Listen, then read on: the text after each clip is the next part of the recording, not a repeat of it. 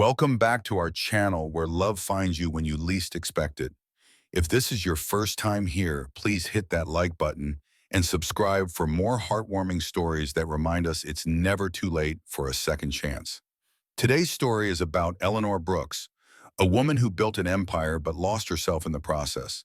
At 50, she controlled billions in renewable energy investments, commanded boardrooms with ruthless precision, and lived by one rule: never depend on anyone. But sometimes the universe has other plans. What happens when a woman who controls everything loses control completely? When a storm forces a powerful CEO to depend on a quiet single father who doesn't even know her name?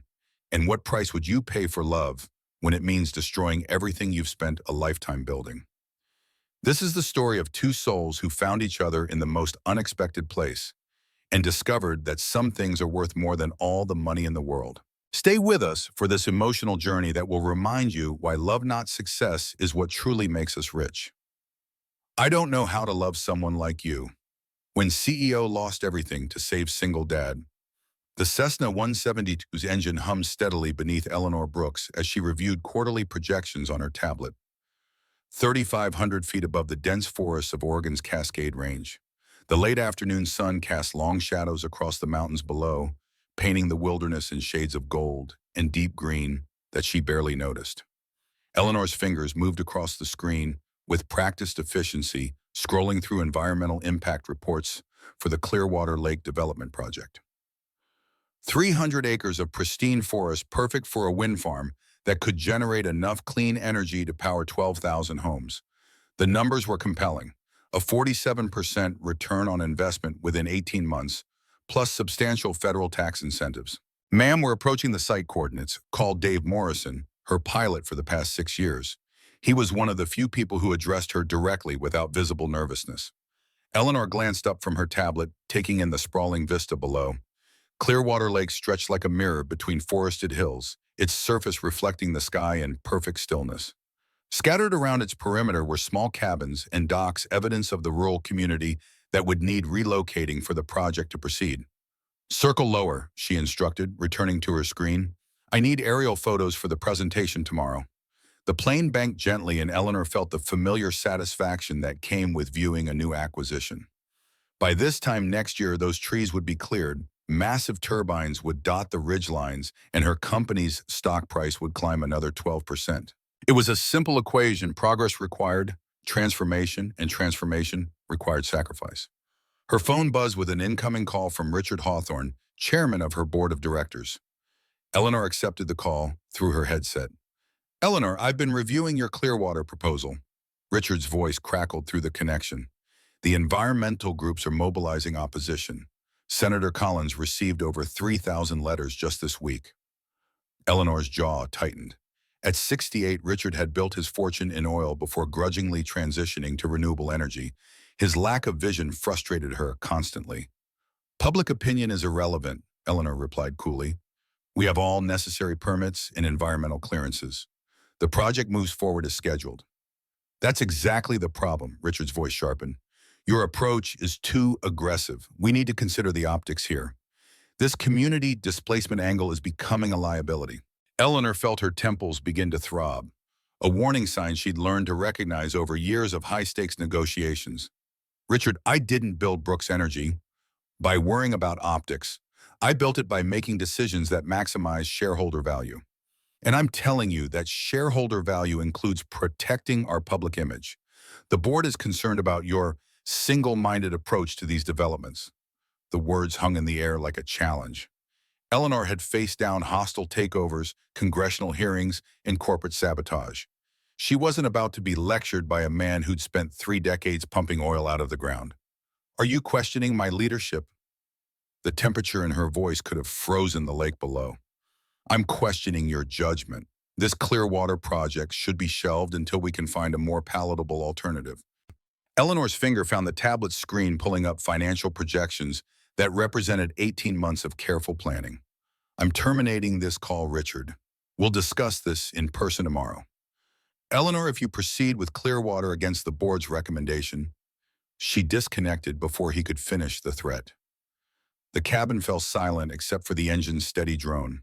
Eleanor stared at the lake below her mind, already strategizing. Richard and his old guard mentality represented everything wrong with modern corporate governance. Risk aversion disguised as prudence, compromise, masquerading as leadership.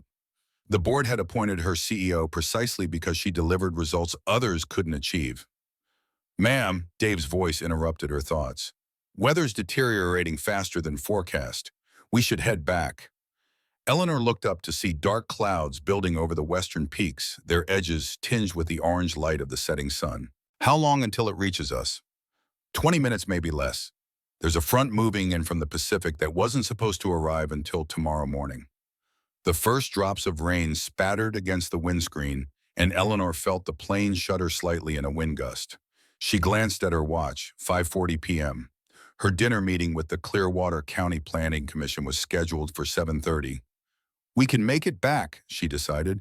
I have commitments tonight. Dave's hands tightened on the controls as another gust rocked the small aircraft. Ma'am, I really think we should find somewhere to land and wait this out. Medford's only 30 miles south. Eleanor's eyes remained fixed on the lake below. She'd flown through worse weather than this. Besides showing weakness by canceling tonight's meeting, would only fuel Richard's narrative about her judgment being compromised. Continue to Portland, she said firmly. We'll climb above the weather. The rain intensified, drumming against the fuselage with increasing urgency. Through the storm, Eleanor caught glimpses of lights beginning to appear in the scattered homes around the lake. Families gathering for dinner, children finishing homework, the mundane rhythms of ordinary lives that seemed impossibly distant from her world of board meetings and quarterly reports. Dave's voice took on a note of genuine concern. Ma'am, the winds are gusting to 40 knots. We're getting some serious turbulence here. As if to emphasize his point, the plane dropped suddenly, Eleanor's stomach lurching as they fell through an air pocket. Her tablet slipped from her hands, clattering against the cabin door. I'm declaring an emergency and looking for a place to put down. Dave announced his professional calm, barely masking the stress in his voice. Eleanor retrieved her tablet, noting a crack across the screen that fractured the quarterly projections into geometric fragments. Absolutely not. We continue to Portland. Ma'am, with respect, that's not your decision anymore. The engine note changed, becoming labored and irregular. Eleanor felt a chill that had nothing to do with the storm outside. In 47 years of life, she'd built her entire identity around control of herself, her emotions, her circumstances, and the people around her. The idea of surrendering that control to weather patterns and mechanical limitations was almost physically painful. What are our options? She asked, surprised by how level her own voice sounded. There's a private strip about 8 miles northeast. Not much more than a dirt road, really, but it should handle the Cessna. Through the rain-streaked window, Eleanor watched the world below disappear into gray obscurity. The lake, the forest, the entire landscape had been swallowed by the storm. She thought of Richard's threat, of the board meeting tomorrow, of the carefully choreographed dinner that would ensure Clearwater's approval. How long until the weather clears? Hard to say. Could be hours, could be until morning. Eleanor closed her eyes, feeling control slip away like water through her fingers. Every instinct screamed against this forced interruption, this unwanted variable in her perfectly planned schedule. The plane bucked violently, throwing her against the side window. When she opened her eyes, Dave was already banking toward their emergency destination, his jaw set with determination. There, he pointed through the windscreen. I can see the strip. Eleanor looked down at what appeared to be nothing more than a brown scar cut through the forest. No runway lights, no control tower, no support infrastructure of any kind. Just a narrow band of dirt barely wide enough for the plane's wingspan. You're going to land on that. I'm going to trip. The Cessna descended through layers of turbulent air, each gust threatening to slam them into the surrounding trees. Eleanor gripped her armrest, watching the ground rush up to meet them through the storm. The landing strip looked impossibly short, impossibly narrow, impossibly primitive. Dave fought the controls, compensating for crosswinds that seemed determined to drive them off course. Eleanor could see his knuckles white against the yolk sweat beating on his forehead, despite the cabin's chill. Hold on, he muttered. The wheels touched down hard, bouncing once before settling onto the muddy surface.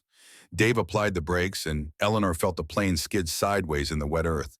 Trees flashed past the windows close enough to touch before Dave regained control and brought them to a sliding stop just 50 feet from the strip's end. For a long moment, neither of them spoke. Rain hammered against the fuselage like accusations, and the wind howled through the nearby trees with a sound that reminded Eleanor of everything wild and uncontrollable in the world. "Nice flying," she said finally. Dave's laugh was shaky with relief. "Thanks, I think."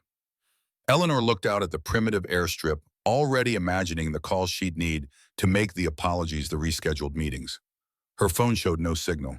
They were truly isolated now, cut off from the network of connections that normally kept her tethered to her empire. "Where exactly are we?" Dave consulted his GPS unit. "About 12 miles northeast of Clearwater Lake. This strip serves some of the remote cabins in the area. There should be a caretaker's shack somewhere nearby." As if summoned by his words, a figure appeared through the rain, a man in a worn leather jacket jogging toward their plane. Eleanor watched him approach, noting his unhurried pace despite the storm, the way he moved with the confidence of someone completely at home in these conditions. Dave cracked the cabin door and cold air rushed in, carrying with it the smell of pine and rain and something Eleanor couldn't identify. Some scent of wildness that made her think of places where quarterly reports and shareholder meetings had no meaning. "You folks okay?"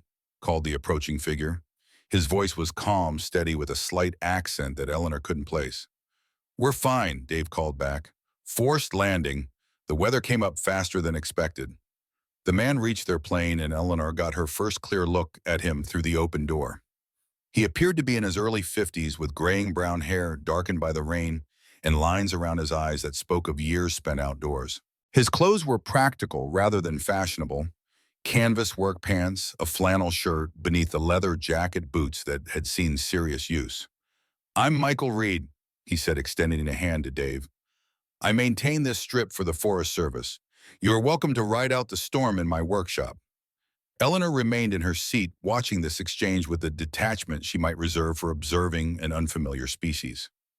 Men like Michael Reed existed in her peripheral vision. The maintenance staff at her building, the gardeners at her estate, the countless anonymous figures who kept the machinery of her world functioning. She rarely interacted with them directly. "I'm Dave Morrison and this is Miss Brooks," Dave said, gathering their emergency supplies from behind his seat. "We were heading back to Portland when this front moved in." Michael's eyes found Eleanor's through the cabin window. She felt an unexpected jolt of something. Not attraction exactly, but recognition of some kind. His gaze was direct but not intrusive, curious but not demanding. "Ma'am," he said with a slight nod, "let's get you both out of this weather." Eleanor found herself hesitating. Every instinct told her to remain in the plane, to maintain the barrier between herself and this rustic environment. But the temperature was dropping and she could see her breath beginning to fog in the cabin air. "My phone has no signal." She said, the words coming out more sharply than she'd intended. Michael's expression didn't change. "Cell tower's about 20 miles east. This whole area is pretty much off the grid." Off the grid. Eleanor felt a flutter of something that might have been panic. She'd been connected to the digital world every waking hour for the past 15 years. The idea of existing in a space where emails couldn't reach her, where video conferences couldn't intrude, where the constant stream of data that normally surrounded her simply didn't exist. It was like contemplating life without oxygen. Dave had already climbed out of the plane and rain was beginning to pool on the cabin floor. Eleanor had no choice but to follow. The moment she stepped outside, the storm hit her with full force. Wind whipped her carefully styled hair into chaos, and rain soaked through her cashmere blazer within seconds. Her Italian leather shoes offered no traction on the muddy ground, and she nearly fell before Michael's hand caught her elbow. "Careful," he said. "Ground's pretty slick." His touch was brief, professional, but Eleanor felt the calluses on his palm, the strength in his grip. These were hands that built things, fixed things, worked with tools and wood and machinery, the complete opposite of her own manicured fingers that touched nothing rougher than keyboard keys. Michael led them toward a low building barely visible through the storm. It was constructed of logs and metal roofing, functional rather than aesthetic, designed to withstand weather like this rather than to impress anyone. Eleanor's heels sank into the mud with each step, and she found herself accepting Michael's steadying arm with a gratitude that surprised her. The workshop door opened onto warmth and light, and the smell of wood shavings. Eleanor stopped just inside the threshold, blinking as her eyes adjusted. The space was larger than it had appeared from outside, a combination of aircraft maintenance bay and carpenter's workshop with tools hanging neatly on every available wall surface. But what caught Eleanor's attention was the attention to detail, the obvious care that had gone into organizing this space. Every tool had its designated place. Workbenches were clean and precisely arranged. Half-completed projects, a wooden chair, what looked like a small boat hull, showed a level of craftsmanship that spoke of both skill and patience. "Coffee," Michael asked, moving toward a pot that sat warming on a small wood stove. Dave accepted gratefully, but Eleanor remained standing near the door, still dripping rain onto the wooden floor. The warmth felt good against her soaked skin, but she felt utterly out of place in this environment of practical tools and honest labor. "You're welcome to sit," Michael said, gesturing toward a bench covered with a folded blanket. "This storm's likely to last a while." Eleanor perched on the edge of the bench, hyper-aware of her wet designer clothes and the mud on her shoes. In boardrooms from New York to Tokyo, her presence commanded instant attention. Here she felt invisible in a way that was both unsettling and oddly liberating. Dave was examining one of Michael's works in progress, a handcrafted wooden box with intricate joinery. "This is beautiful work," he said. "You make these for sale?" Michael shook his head. "Hobby mostly. Keeps my hands busy during the slow season." Eleanor found herself studying Michael's profile as he poured coffee. There was something about his movements, economical, purposeful, completely without hurry, that seemed almost meditative. In her world, every gesture was calculated for maximum efficiency. Michael appeared to move according to entirely different principles. "What do you do besides maintain the airstrip?" Dave asked. "I guide kayaking trips during the summer. Do some carpentry work for folks around the lake." Michael handed Dave a steaming mug. "Nothing too exciting." Nothing too exciting. Eleanor thought of her own life. The constant pressure, the endless meetings, the fights with boards and regulators and competitors. When had she last done something simply because she enjoyed it? When had she last had a conversation that wasn't somehow connected to business? "Are you from around here originally?" Dave continued, clearly settling in for the duration of the storm. "Moved here about 8 years ago," Michael replied. "My wife and I bought some land near the lake. She passed away 6 years ago, so it's just me and my son now." The simple way he mentioned his wife's death, matter of fact, but with an underlying note of old grief, made something twist in Eleanor's chest. She'd attended dozens of funerals in her professional capacity, but they'd all been networking opportunities disguised as sympathy. The idea of genuine loss of love that mattered enough to leave a lasting absence was foreign to her. "I'm sorry for your loss," Dave said quietly. Michael nodded his thanks, then turned toward Eleanor. "Ms. Brooks, you sure you won't have some coffee? You look cold." Eleanor realized she was shivering, though whether from the temperature or something else she couldn't say. "Thank you." Michael brought her a mug, and their fingers brushed as she accepted it. The coffee was strong and hot, nothing like the carefully crafted blends served in her office, but it warmed her from the inside out. "What brings you folks to this part of the state?" Michael asked, settling into a chair across from them. Dave glanced at Eleanor, clearly unsure how much to reveal. Eleanor found herself oddly reluctant to explain their mission here. In this space filled with handmade objects and honest labor, the Clearwater Development Project seemed somehow obscene. "Business," she said finally. Michael nodded without pressing for details. Eleanor was accustomed to people wanting to know everything about her. Her company, her net worth, her plans, her opinions. Michael's lack of curiosity was both refreshing and slightly unnerving. Outside, the storm continued to rage.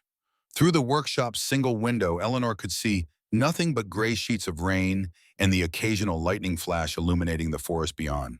She checked her watch, 6:15. By now, she should have been back in Portland, preparing for her dinner meeting. Instead, she was trapped in a wilderness workshop, drinking coffee with a man whose entire lifestyle represented everything her world had moved beyond. "How long have you been flying?" Michael asked Dave. 23 years. Started in the military, then commercial aviation, now private charter." Dave settled back on his bench, clearly comfortable with the situation. "Ms. Brooks here has probably logged more air miles than most airline pilots." Michael's gaze shifted to Eleanor. "You travel a lot for work." "Constantly." Eleanor found herself answering more honestly than usual. Sometimes I'm not sure which city I'm waking up in. That sounds exhausting. It was exhausting, though Eleanor had never admitted it before. The constant movement, the endless cycle of airports and hotels and conference rooms, the way time zones blurred together until she lived in a perpetual state of mild displacement. She'd built her entire identity around being indispensable, but that indispensability came at a cost she rarely acknowledged. What about you? She heard herself asking. Don't you ever want to travel, see other places? Michael considered the question seriously. I used to think about it more when I was younger, but now, he gestured toward the window where lightning briefly illuminated the storm-lashed forest. I guess I figure there's enough mystery right here to last a lifetime. Eleanor followed his gaze, trying to see what he saw. To her, wilderness was something to be managed, resources to be developed, land to be monetized. The idea of finding mystery in unchanging forest and lake was as foreign as speaking Mandarin. A particularly violent gust of wind shook the building, and the lights flickered. Michael rose to check something at the back of the workshop, and Eleanor found herself watching the easy way he moved, the complete absence of self-consciousness in his gestures. How long do these storms usually last? She asked. Hard to say.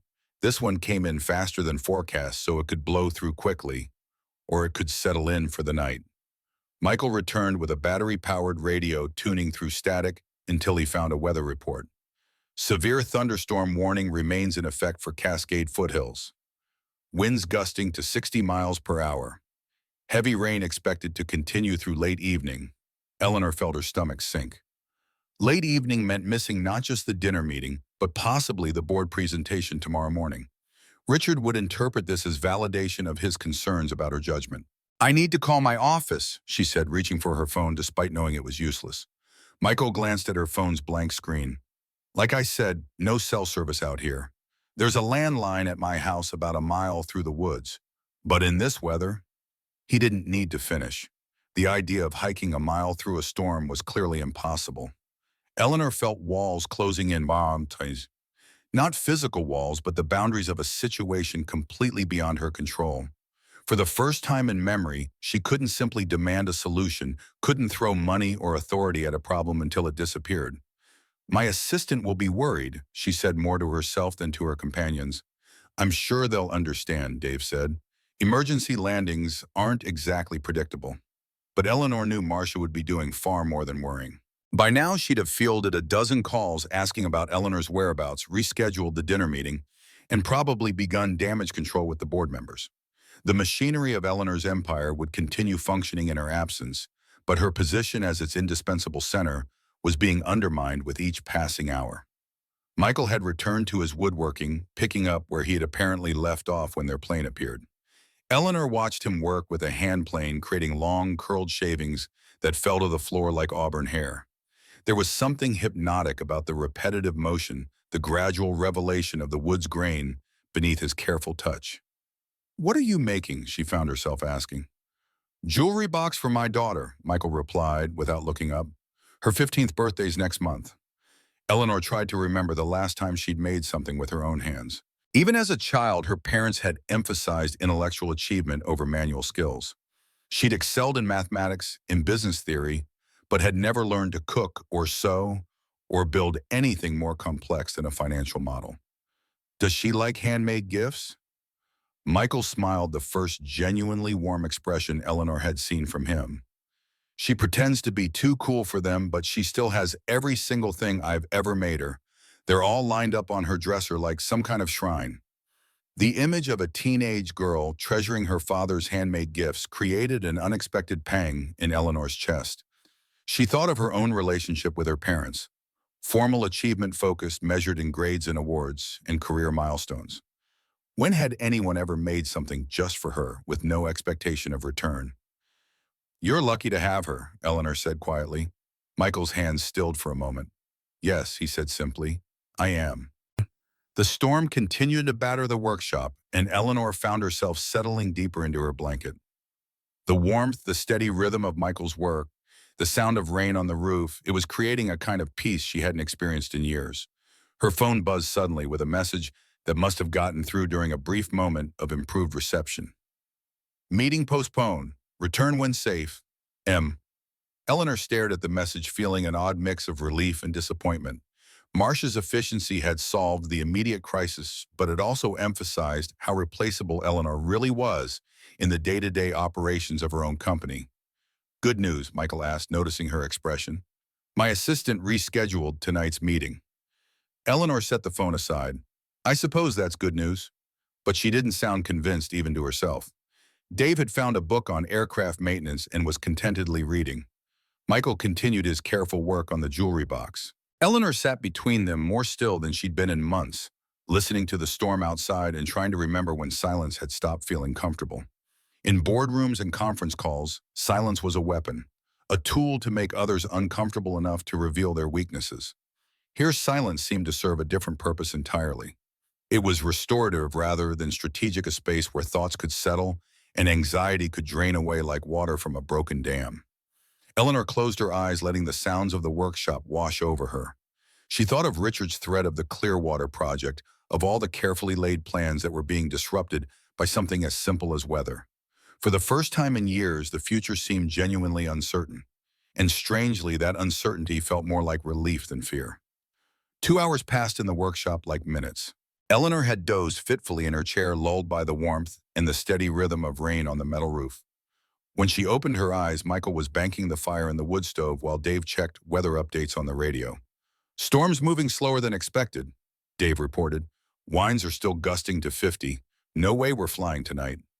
Eleanor checked her watch. Nearly 9 p.m. Her stomach reminded her that she'd skipped lunch in favor of back-to-back meetings and had been planning to eat at the now postponed dinner with the Planning Commission. Is there somewhere in town we could stay? She asked, though the idea of checking into whatever accommodations this rural area might offer filled her with dread. Michael shook his head. Closest hotel is 40 miles south, and half the roads between here and there are probably washed out by now. Creek crossings flood fast when we get rain like this. Eleanor felt a flutter of genuine panic. She'd stayed in 5-star hotels on 6 continents, but had never faced the prospect of spending a night without room service, high thread count sheets, and a reliable internet connection. There's a spare room at my place, Michael continued. It's not fancy, but it's warm and dry. Dave looked relieved. That's very kind of you. Eleanor hesitated. The idea of staying in a stranger's house, of being dependent on someone's charity, went against every principle she'd built her life around. But the alternative, spending the night in the workshop or attempting to navigate flooded roads in the dark, was even less appealing. I don't want to impose, she said carefully. Michael was already gathering tools, apparently taking her acceptance for granted. No imposition. House is too big for just me anyway. He led them through a connecting door Eleanor hadn't noticed before into what appeared to be a large garage housing a pickup truck and various pieces of equipment. Rain hammered against the overhead door with renewed intensity, and Eleanor could hear water rushing somewhere nearby, probably a creek that had been much smaller and quieter when they landed. Sounds like Willow Creek's running high, Michael observed, pulling 3 rain jackets from hooks by the door. We'll need to take the long way to the house. He handed Eleanor the smallest jacket, which still dwarfed her frame. The fabric was worn soft by years of use and smelled faintly of wood smoke and something else. Something that reminded Eleanor of the outdoors in a way her expensive perfumes never captured. The short walk to Michael's house was an adventure in itself. What he called the long way involved following a gravel path that wound through stands of Douglas fir and cedar, their massive trunks disappearing into the storm-darkened sky above. Eleanor's designer shoes were completely inadequate for the terrain, and she found herself accepting Michael's steadying arm more frequently than her pride preferred. How long have you lived here? She asked, raising her voice above the wind. 8 years, Michael replied. My wife Sarah found this place. She said it reminded her of the fairy tale cabins from her childhood. The house, when it finally appeared through the trees, did indeed look like something from a storybook. It was larger than Eleanor had expected, a 2-story log structure with a wraparound porch and warm light glowing through multi-pane windows. Flower boxes hung beneath those windows, though their contents were being thoroughly battered by the storm. Michael led them up porch steps worn smooth by weather and use. Eleanor noticed wind chimes hanging from the eaves, their gentle music almost lost in the storm's fury. The front door was solid wood, with glass panels that reveal glimpses of a room lined with books. "Welcome to our home," Michael said, and Eleanor caught the present tense.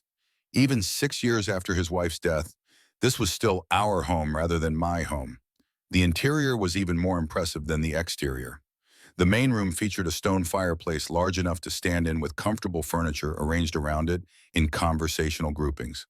Bookshelves covered every available wall space filled with an eclectic collection that ranged from classic literature to field guides to technical manuals. The overall effect was of a place where people actually lived and thought and created rather than simply existed. "Let me get a fire started," Michael said, moving toward the hearth. Sarah always said this place didn't really come alive until there was a fire burning.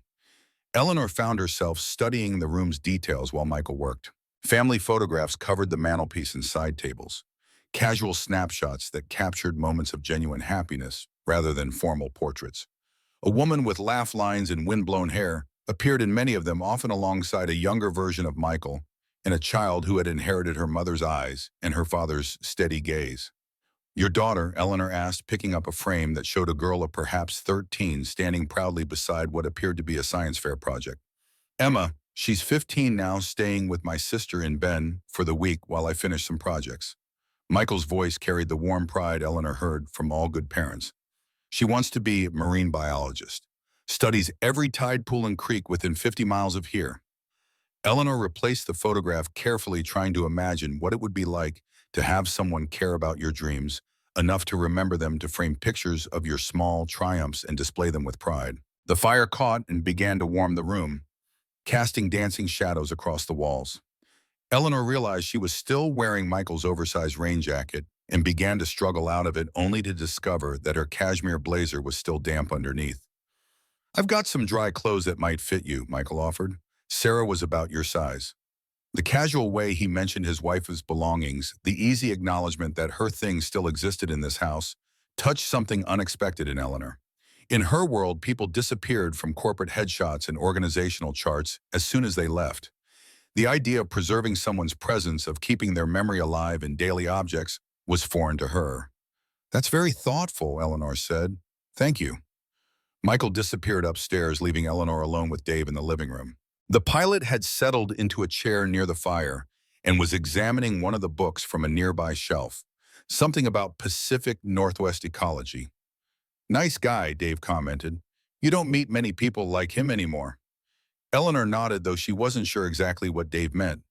People like what? People who offered shelter to strangers, people who lived in houses filled with books and family photographs, people who spoke about their dead wives with love rather than bitterness. Michael returned with an armload of clothing: jeans, a flannel shirt, wool socks, all neatly folded and smelling faintly of lavender. "Bathroom's at the top of the stairs," he said. "Take your time getting warm." Eleanor climbed the stairs slowly, noting how each step was solid and silent beneath her feet. The craftsmanship of this house was evident in every detail. The smooth banister, the way the floorboards fit together without gaps, the care that had gone into creating a home rather than merely a shelter. The bathroom was simple but well-appointed, with a deep clawfoot tub that dominated the small space. Eleanor caught sight of herself in the mirror and hardly recognized the woman staring back. Her usually perfect hair hung in damp waves around her face. Her makeup had long since washed away, leaving her looking younger and somehow more vulnerable than she had in years. She peeled off her wet clothes and put on Sarah's things, surprised by how well they fit. The jeans were soft with wear, and the flannel shirt was the kind of practical garment Eleanor hadn't worn since college. When she looked at herself again, she saw someone completely different. Someone who might belong in a house full of books and handmade furniture. Someone who might find contentment in simple things. When she returned to the living room, she found Michael in the kitchen area, which opened onto the main room, in a way that encouraged conversation while he worked. He was stirring something on the stove that smelled like herbs and vegetables and comfort. "Soup," he explained when he noticed her watching. "Sarah's recipe. I make it whenever the weather turns bad." Dave was helping by setting the table, apparently as comfortable in this domestic scene as he'd been in the workshop. Eleanor stood by the fire, feeling oddly displaced. When was the last time someone had cooked for her? Not served her in a restaurant or delivered catered food to a meeting, but actually prepared a meal in their own kitchen While she watched, "Can I help with something?" she asked. Michael glanced at her, noting how the borrowed clothes changed her entire appearance. Without her business armor of expensive suits and perfect grooming, Eleanor looked more human, somehow more approachable. "There's bread in the oven if you want to check it," he said. "Oven mitts are in that drawer." Eleanor opened the indicated drawer and found not just oven mitts, but all the small implements of a working kitchen. Can openers that showed signs of use, wooden spoons darkened with age, measuring cups with worn markings. These were tools that had prepared thousands of meals that had been part of the daily rhythms of family life. The bread was golden brown and smelled like heaven. Eleanor had eaten in Michelin-starred restaurants around the world, but couldn't remember the last time food had seemed so appealing. "Perfect timing," Michael said, ladling soup into bowls that didn't match but somehow fit together perfectly. They ate by the fire, conversation flowing more easily than Eleanor would have expected. Dave told stories of flying mishaps and unusual passengers. Michael talked about the lake, about the seasonal cycles that brought different birds and changed the color of the water. Eleanor found herself listening rather than talking, content to be the audience for once instead of the performer. "What about you?" Michael asked eventually. "What do you do when you're not flying around the country?" Eleanor hesitated, suddenly reluctant to describe her work. How could she explain the thrill of acquiring companies and maximizing shareholder value to someone who made jewelry boxes for his daughter? "I run an investment firm," she said finally. "Energy sector." Michael nodded as if this explained something. "Is that why you were flying over our area, looking at the wind farm proposal?" Eleanor's spoon paused halfway to her mouth. "You know about Clearwater?" "Hard not to around here. It's pretty much all anyone's been talking about for the past 6 months." Michael's tone remained neutral, but Eleanor caught something underlying it. Not hostility exactly, but a wariness that hadn't been there before. "What do people think about it?" Eleanor asked, though she wasn't sure she wanted to know the answer. Michael considered his words carefully. "Mixed feelings, I suppose. Some folks see the economic benefits. Construction jobs, tax revenue. Others are worried about what happens to the lake, to the wildlife, to the way of life they moved here to preserve." Eleanor thought of the environmental impact studies, the carefully crafted language that transformed habitat displacement into acceptable bureaucratic terms. She thought of the community meetings she'd authorized her lawyers to attend, where concerns had been documented and filed and ultimately dismissed as the inevitable cost of progress. "And what do you think?" she heard herself asking. Michael was quiet for a long moment, staring into the fire. When he spoke, his voice carried the weight of someone who'd thought deeply about the question. "I think change is inevitable," he said finally. "Sarah used to say that fighting change was like trying to hold back the tide. You just wear yourself out and get swept away in the end. But I also think there are different ways to change, and some of them preserve what matters while others don't." Eleanor felt something cold settle in her stomach that had nothing to do with the storm outside. "What matters here? The lake's been here for thousands of years. The forest, the wildlife, the way the morning mist rises off the water, all of it existed long before humans arrived, and it'll be here long after we're gone. At least it will if we're careful about how we change things." Dave was following this conversation with the careful attention of someone who sensed deeper currents beneath the surface. "But surely there's room for both, development and preservation." Michael turned to Eleanor and she felt the weight of his steady gaze. "What do you think, Mrs. Brooks, is there room for both?" Eleanor thought of the Clearwater project files on her tablet, of the quarterly projections that demanded maximum efficiency and minimum compromise. She thought of Richard's resistance and the board's concerns, and the carefully constructed business case that justified relocating an entire community for the greater good. "I think," she said slowly, "that sometimes the mathematics of progress require difficult choices." It sounded hollow, even as she said it, the kind of corporate speak she'd used in 1,000 meetings, but that felt false and inadequate in this firelit room. Michael nodded as if her answer confirmed something he had already suspected. "Mathematics," he repeated quietly. "Sarah always said that the most important things in life couldn't be measured in numbers." The comment hung in the air between them, not accusatory, but somehow final. Eleanor felt dismissed in a way that no hostile takeover or boardroom confrontation had ever managed. She'd been judged not by her achievements or her net worth, but by her willingness to reduce the complexities of human experience to mathematical equations. I should check the weather, Dave said, clearly sensing the tension. He moved to Michael's radio and began scanning stations, filling the uncomfortable silence with static and fragments of distant voices. Eleanor stared into the fire, watching flames consume the carefully stacked wood with an efficiency that her business mind automatically tried to calculate in terms of BTUs and burn rates.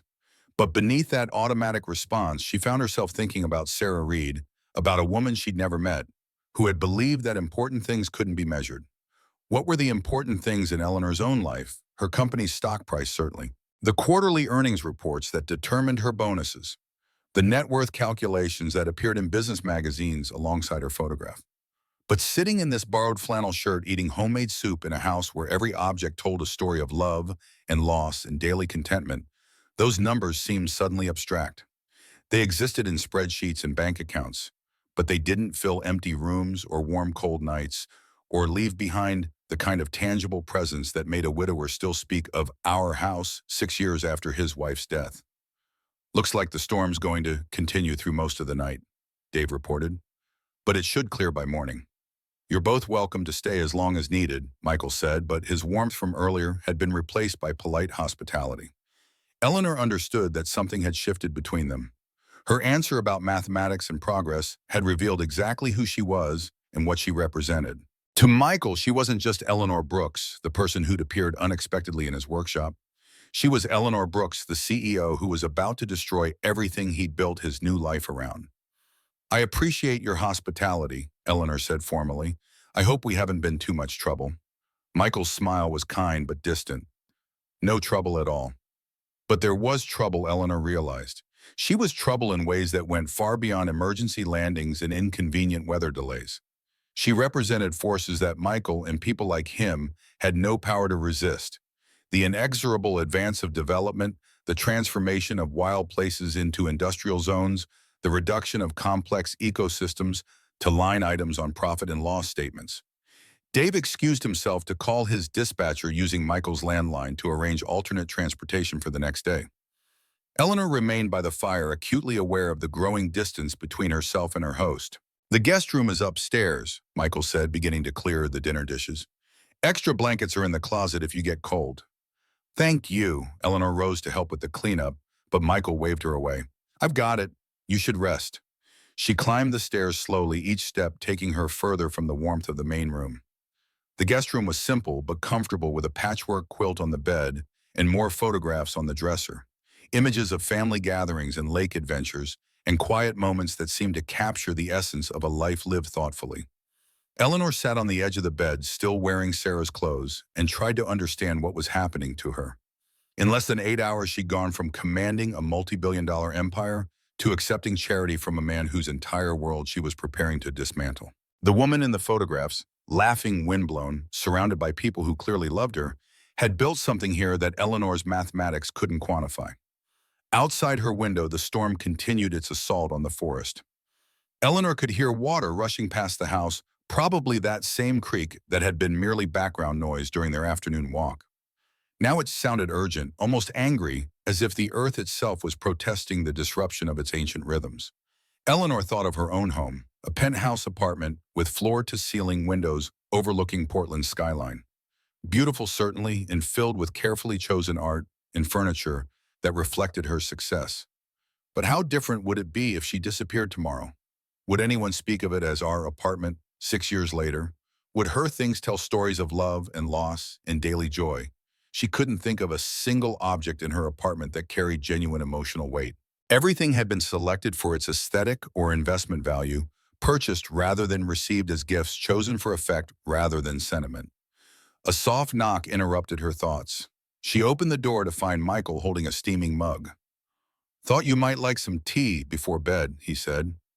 Chamomile. Sarah always said it helped with sleep. Eleanor accepted the mug, their fingers brushing briefly as she did.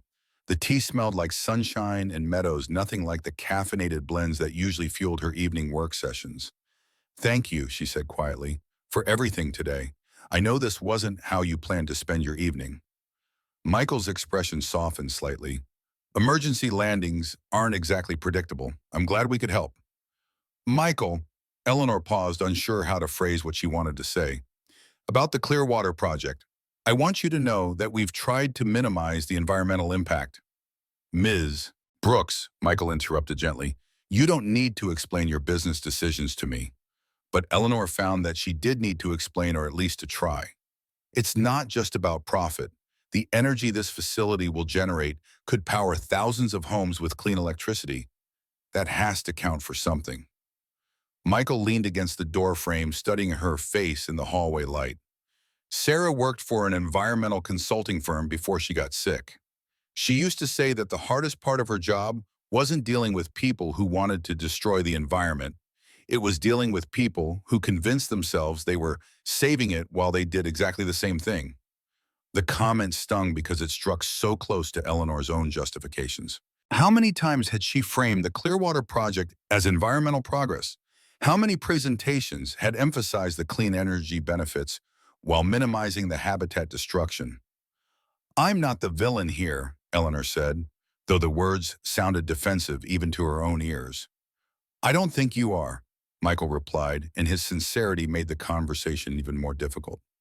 I think you're someone who's gotten very good at not seeing certain things. What things? Michael gestured toward the window where rain continued to streak the glass. Tomorrow morning when the storm clears, look out at the lake, really look at it. Then ask yourself what you're planning to replace it with and whether the trade is worth it. He said goodnight and left Eleanor alone with her tea and her thoughts and the sound of rain that no longer seemed comforting. Eleanor set the mug on the bedside table and changed into the cotton nightgown Michael had provided along with the other clothes. Like everything else that had belonged to Sarah, it fit perfectly and smelled faintly of lavender and something indefinably feminine. She lay in the unfamiliar bed listening to the storm and thinking about Michael's words. What was she planning to replace? A lake that reflected the sky like a mirror, forests that had grown here for centuries, the quiet rhythms of a community that had chosen to live lightly on the land. The mathematics of progress demanded that these things be assigned values: economic impact, job creation, energy production. But how did you calculate the worth of morning mist rising from still water? What was the dollar value of a place where families like Michael and Sarah could build lives of quiet contentment? Eleanor had spent her entire career believing that progress required sacrifice, that someone had to make the difficult decisions that move society forward. She'd prided herself on being strong enough to make those choices without sentimentality. But lying in Sarah Reed's nightgown in a house built with love and inhabited by grief and memory, Eleanor began to wonder if what she'd called strength was actually a form of blindness. Michael was right. She'd gotten very good at not seeing certain things. The question was whether it was too late to learn how to see them again.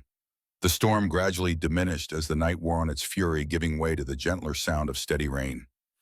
Eleanor drifted in and out of sleep, her dreams filled with mathematical equations that dissolved into mist, and boardrooms that transformed into forest clearings where numbers had no power and love was the only currency that mattered.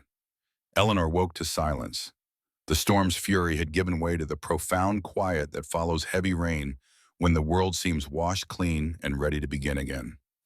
Pale morning light filtered through the guest room curtains, and for a moment she couldn't remember where she was. Then it came rushing back. The forced landing, the workshop, Michael's steady presence, and Sarah's borrowed clothes, and the conversation that had stripped away her carefully constructed justifications. Eleanor sat up in the unfamiliar bed, feeling like someone emerging from a long dream to find the waking world completely changed. She could hear movement downstairs, quiet footsteps, and the soft clink of dishes. Coffee was brewing. She could smell its rich aroma mixing with something else, something that made her stomach growl with surprising hunger. Eleanor dressed in Sarah's clothes again, her own designer outfit still damp and somehow inappropriate for this morning after the storm feeling. When she looked in the bathroom mirror, she saw the same woman from last night, younger somehow, less armored, more real. Downstairs, she found Michael in the kitchen, preparing breakfast with the same unhurried competence he'd shown the night before. Dave was already at the table, looking refreshed and ready for whatever the day might bring. "Good morning," Michael said, glancing up from the stove. "How did you sleep?" "Better than I expected," Eleanor answered honestly. When was the last time she'd slept 8 uninterrupted hours? When was the last time she'd woken naturally instead of to an alarm clock demanding her immediate attention? "Coffee's fresh." Michael gestured toward a pot on the counter. There are eggs from our neighbor's chickens if you're interested." Eleanor poured herself coffee and moved to the window that overlooked the lake. Michael had been right. The view was spectacular. The storm had cleared the air to crystalline clarity, and clear-water lake spread before her like a mirror reflecting the morning sky. Steam rose from its surface where the warm water met the cool air, creating an ethereal mist that transformed the entire landscape into something from a dream. She could see why Sarah had fallen in love with this place. Every direction offered a different vista. Rolling hills covered in old-growth forest mountain peaks touched with snow, the lake itself stretching between them like a jewel set in green velvet. It was beautiful in a way that rendered language inadequate, the kind of beauty that could only be experienced rather than described.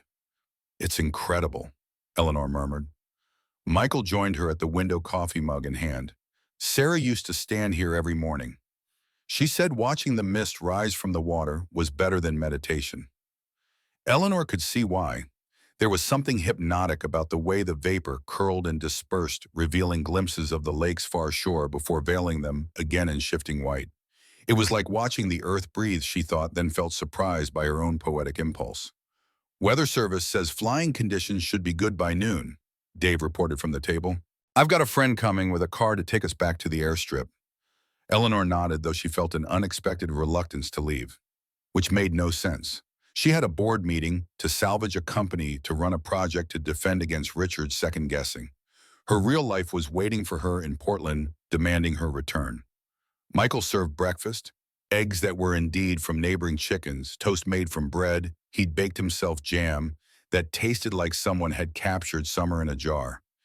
Everything was simple and fresh and somehow more satisfying than the elaborate meals Eleanor usually consumed at business dinners. "This is wonderful," she said. "Thank you for everything. I know having unexpected guests wasn't in your plans." Michael's smile was warmer than it had been the night before. Sometimes the best things aren't planned. They ate in comfortable silence, the morning light gradually strengthening outside the windows.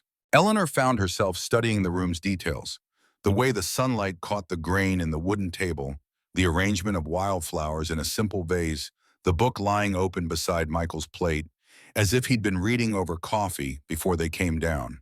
It was a life, she realized.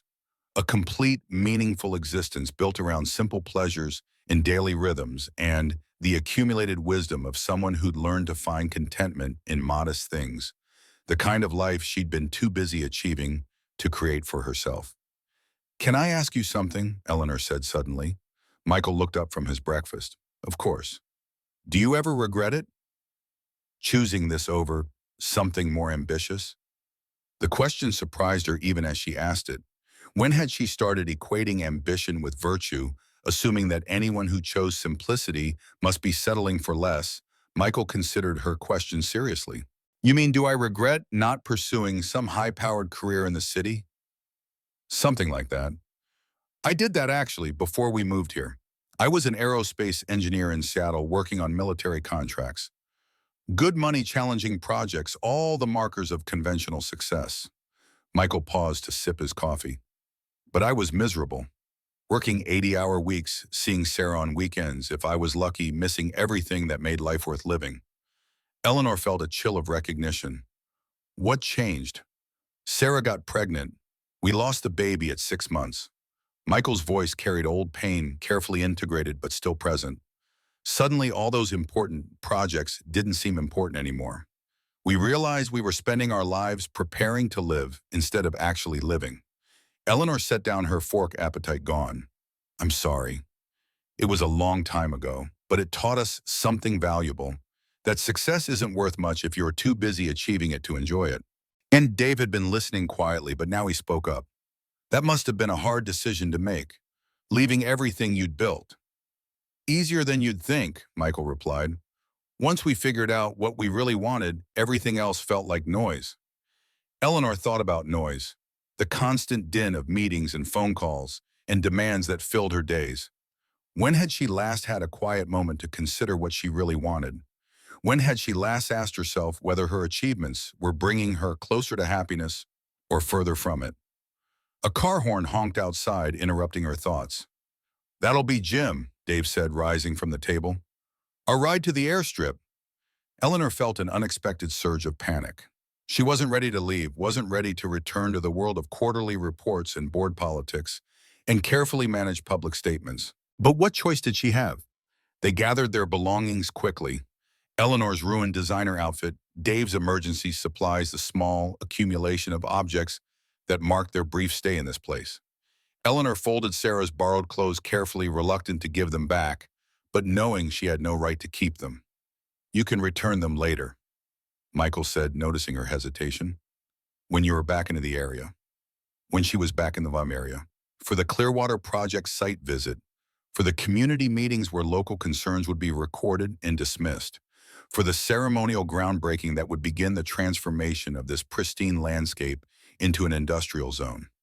They walked to the car together, Eleanor's designer shoes slipping on the muddy path just as they had the night before. But this time she noticed things she'd been too stressed to see. The way the morning light filtered through the forest canopy, the sound of birds returning after the storm, the clean smell of rain-washed air. Jim turned out to be a weathered man in his 60s who knew Michael well enough to tease him about his fancy guests while helping load their gear into his pickup truck. "You picked a hell of a night to drop in," Jim told Dave. "Haven't seen a storm like that in years." Eleanor climbed into the truck's cab, wedged between Michael and Dave on the bench seat. Through the windshield, she caught one last glimpse of the lake, its surface now perfectly still, reflecting the sky like polished glass. "Beautiful morning," she said. "Always is, after a storm," Michael replied. Sarah used to say that storms were just the Earth's way of washing itself clean. The drive to the airstrip took 15 minutes through forest roads that seemed barely wide enough for the truck. Eleanor found herself pressed against Michael's side as they navigated the curves, acutely aware of his warmth and the steady rhythm of his breathing. She tried to remember the last time she'd been this close to another person without it being sexual or transactional, and couldn't. The airstrip looked different in daylight, still primitive, but somehow more welcoming. The Cessna sat where they'd left it, looking small and vulnerable against the backdrop of towering trees. Dave immediately began his pre-flight inspection, checking for storm damage with professional thoroughness. "Looks good," he reported. "We should be able to get out of here in 30 minutes. Michael helped them load their gear, then stood back as Dave prepared the aircraft for departure. Eleanor found herself lingering, reluctant to take that final step into the plane that would carry her back to her real life. "Thank you," she said to Michael, "for everything. I know it wasn't convenient." "Eleanor." The way he said her name, her first name, not the formal Ms. Brooks he'd used before, made her stop mid-sentence. "Can I ask you something?" She nodded. "When you make your decision about the lake, will you remember this morning? Will you remember what it looked like after the storm?" Eleanor felt her throat tighten. "It's not that simple. There are shareholders, regulations, contracts already signed." "I didn't ask about shareholders. I asked about you. Will you remember?" His eyes held hers, and Eleanor felt something crack inside her chest. All her life she'd been asked to consider profits and projections and public relations impact. No one had ever asked her simply to remember beauty for its own sake. "Yes," she whispered. "I'll remember." Michael smiled, the first completely unguarded expression she'd seen from him. "That's all I can ask." Dave was calling for her to board. Eleanor took a step toward the plane, then stopped and turned back. "Michael, what you said last night about Sarah's work, about people who convinced themselves they were saving the environment while destroying it. Do you think it's possible to change, to learn to see things differently?" Michael was quiet for a long moment, studying her face. "I think," he said finally, "that the capacity to change is what makes us human. The question is whether we have the courage to act on what we see." Eleanor nodded and walked to the plane, Michael's words echoing in her mind. Dave helped her into the passenger seat, and she buckled herself in while he finished his pre-flight checks. Through the small window, she could see Michael standing at the edge of the airstrip, hands in his pockets, watching them prepare to leave. The engine started with its familiar rumble, and Dave taxied to the far end of the dirt strip. Eleanor looked back one more time, but the trees had already hidden Michael from view. "Ready?" Dave asked. Eleanor took a deep breath. "Ready." The Cessna lifted off smoothly, climbing through clear air toward the morning sun. Below them, the forest spread in every direction, thousands of acres of old-growth timber, pristine lakes, and wilderness that had remained unchanged for centuries. Eleanor pressed her face to the window, watching the landscape scroll past beneath them. From this height, she could see the entire scope of the Clearwater project area. The lake itself, the forested hills where wind turbines would be placed, the access roads that would need to be built, the transmission lines that would carry power to distant cities. It was exactly what she'd seen on aerial surveys and satellite images dozens of times before. But now she saw something else. The intricate web of life that existed here, the delicate balance between water and forest and wildlife that had taken millennia to establish. She saw Sarah Reed's morning mist rising from the lake. She saw Michael's quiet contentment with a life built around simple things. She saw what would be lost. The flight to Portland took 2 hours, during which Eleanor said almost nothing. Dave filled the silence with radio chatter and navigation updates, but Eleanor barely heard him. Her mind was occupied with Michael's question: would she remember Portland's skyline appeared on the horizon, a forest of glass and steel rising from the Willamette River Valley. Eleanor's penthouse apartment was visible among the downtown towers, 40 floors above the city, insulated from noise and weather and the messy realities of life at ground level. They landed at a private airfield where Eleanor's car was waiting. Her assistant Marcia had thought of everything as always. Fresh clothes in Eleanor's size, a tablet loaded with updates from the past 18 hours of schedule that had been completely reorganized around her delayed return. The board meeting has been moved to 2 o'clock, Marcia reported as Eleanor changed in the car's back seat. Richard is asking for a private conversation before then. The Planning Commission dinner has been rescheduled for tonight, and there are 47 messages marked urgent. Eleanor listened to the familiar litany of demands, feeling like someone returning from a long journey to find her old life exactly as she'd left it. Nothing had changed in her absence. The machinery of her empire had continued functioning without her, just as efficient and implacable as ever. But something had changed in her. The board meeting convened in the familiar conference room on the 38th floor of Brooks Energy headquarters. Eleanor sat at the head of the polished table, surrounded by 12 of the most powerful people in the renewable energy industry. The quarterly reports spread before them showed profits that exceeded projections by 8%. "Congratulations, Eleanor," said board member Patricia Walsh. "Another outstanding quarter." Eleanor accepted the praise automatically, but found herself thinking about Michael's breakfast table. Rough-hewn wood, marked by years of use, scattered with books and wildflowers and the honest debris of daily life. Richard Hawthorne called for order and began his presentation about the Clearwater project. His concerns were the same ones he'd expressed on the phone: public relations risks, environmental group pressure, the need for a more cautious approach. "The optics are simply too problematic," Richard concluded. "We recommend shelving Clearwater indefinitely and pursuing alternative sites with less community resistance." Eleanor listened to the discussion that followed, careful arguments about risk management and stakeholder value and optimal resource allocation. All the familiar language of corporate decision-making, all the mathematical formulas she'd relied on her entire career. But she kept hearing Michael's voice. "Really look at it, then ask yourself what you're planning to replace it with and whether the trade is worth it." "Eleanor," Patricia's voice brought her back to the present, "what is your position on Richard's recommendation?" Eleanor looked around the table at faces that expected her to defend the project with her usual ruthless efficiency. These people trusted her judgment because she'd never let sentiment interfere with profit. She'd built her reputation on making hard choices that maximized shareholder value. "I need 48 hours, Eleanor heard herself saying. The room fell silent. Eleanor Brooks didn't ask for time to consider decisions. She made them instantly, confidently, with mathematical precision. 48 hours for what? Richard asked. Eleanor met his gaze steadily. To visit the site personally, to meet with community representatives, to ensure we're making the best decision for all stakeholders. Well, it sounded reasonable, even prudent. But Eleanor knew what she was really asking for. Time to look at Clearwater Lake through Sarah Reed's eyes. Time to remember what morning mist looked like rising from Stillwater. Time to decide whether the mathematics of progress were worth the cost.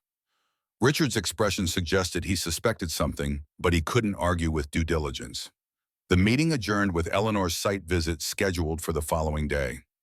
That evening, Eleanor stood on her apartment balcony looking out over Portland's lights. The city sprawled below her in geometric patterns of illumination, streets and buildings and traffic flows that represented the triumph of human organization over natural chaos. It was beautiful in its own way, this evidence of human achievement. Eleanor had always taken pride in being part of the forces that shaped such visions into reality. But tonight she found herself thinking about a different kind of beauty, the kind that couldn't be planned or controlled or maximized for efficiency. Her phone rang. Marcia's voice was crisp and professional as always. The helicopter is confirmed for tomorrow morning. The Clearwater site visit will include meetings with county officials, environmental groups, and community representatives. I've prepared briefing materials for each group. Eleanor thanked her assistant and ended the call, but remained on the balcony thinking about the day ahead. Tomorrow she would return to Clearwater Lake with an army of lawyers and engineers and public relations specialists. She would conduct meetings and review impact studies and make presentations designed to overcome local resistance. Or she would do something else entirely. The next morning dawned clear and cold with the kind of sharp autumn light that made everything look precisely defined. Eleanor's helicopter lifted off from the downtown helipad carrying her and her team toward a confrontation she was no longer sure she wanted to win. The flight took an hour during which Eleanor's staff briefed her on strategy and talking points and the legal framework that would support their position. Eleanor nodded at appropriate moments, but her attention was focused on the landscape passing below. She could trace their progress by the increasing wildness of the terrain. Suburban developments giving way to farm country, then foothills, then the unbroken forest that surrounded Clearwater Lake. From the air, it was easy to see why her engineers had chosen this location. The topography was perfect for wind generation, with ridge lines that would catch prevailing weather patterns and channel them through massive turbine arrays. But Eleanor also saw what the engineers hadn't quantified: the elegant way the lake curved between forested hills, the network of streams that fed it from distant snowfields, the harmony between water and forest that had evolved over thousands of years. The helicopter landed in a meadow that had been designated as the construction staging area. Eleanor stepped out into air that smelled of pine and approaching winter, the same wild freshness she'd experienced 2 days ago during the storm. Her first meeting was with county officials who supported the project enthusiastically. Economic impact, job creation, tax revenue. All the familiar arguments that reduced human and environmental complexity to numbers on spreadsheets. Eleanor had heard these presentations hundreds of times, had relied on them to justify dozens of similar projects.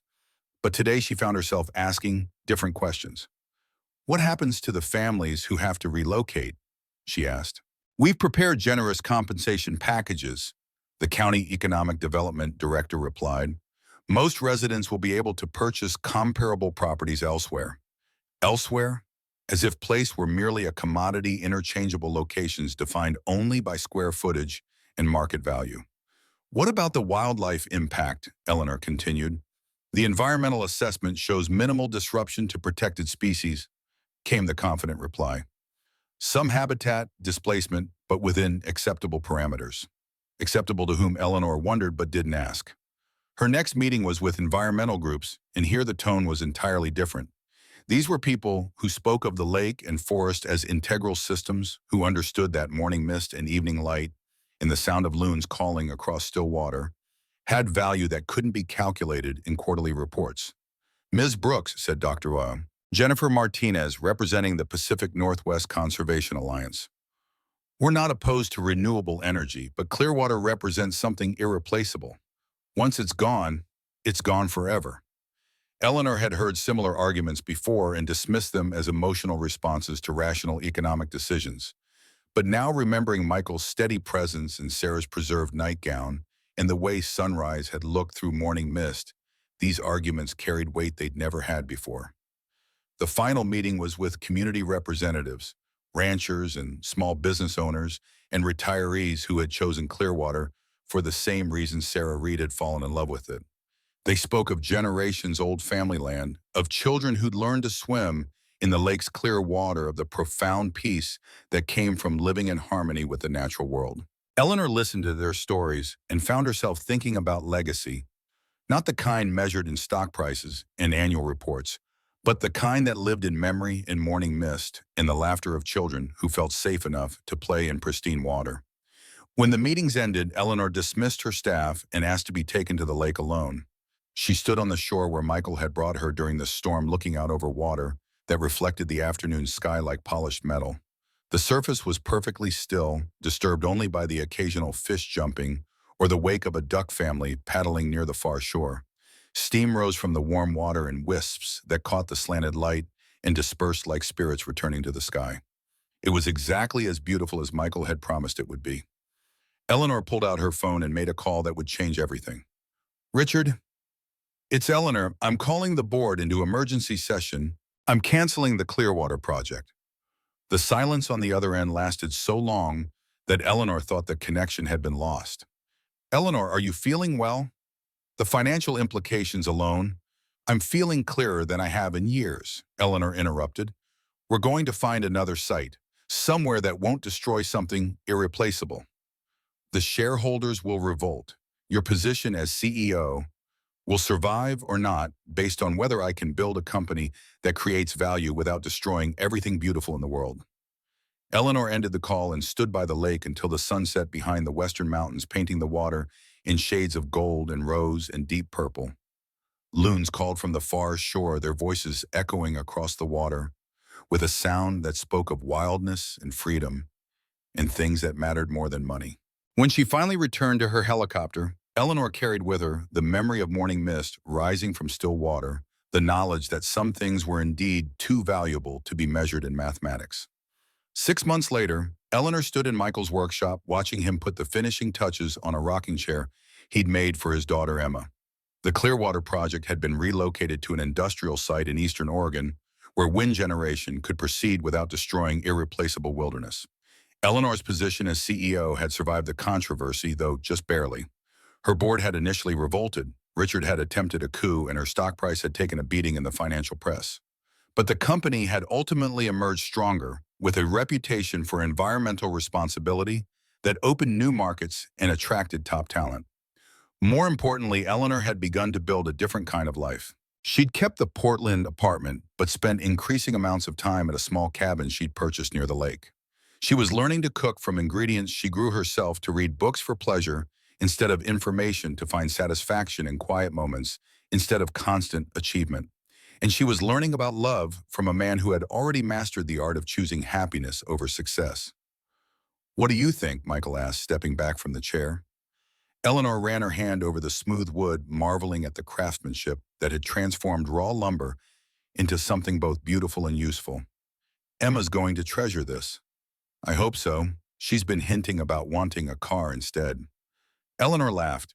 At 15, Emma was navigating the complicated transition between childhood and adolescence with the same steady thoughtfulness she'd inherited from both her parents. She'd initially been suspicious of Eleanor, protective of her father and their quiet life. But over the months, they developed their own relationship built around shared morning walks and conversations about marine biology and the future Emma was planning for herself. "Cars are temporary," Eleanor said. "This will last generations." Michael smiled, the same unguarded expression that had stopped her heart that first morning after the storm. "You're learning." Eleanor was learning about the difference between cost and value, between achieving and living, between having someone and loving someone. She was learning that the most important things in life couldn't be measured in numbers, and that success meant something entirely different when you had someone to share it with. They walked hand in hand to the house where Emma was setting the table for dinner. Through the windows, Eleanor could see the lake reflecting the evening sky, its surface still and perfect and eternal. The mathematics of progress had demanded that beauty be sacrificed for efficiency, that love be secondary to achievement, that the accumulated wisdom of millennia be reduced to line items on corporate balance sheets. Eleanor had chosen a different equation. She'd learned that some storms were worth weathering, some chances were worth taking, and some things, like morning mist rising from still water, like the warmth of honest work, like love that asked nothing but presence, were indeed too valuable to be measured. Outside, the loons were calling across the lake, their voices carrying the same message they'd carried for thousands of years, that wildness and beauty and love were not luxuries to be rationed, but necessities to be cherished.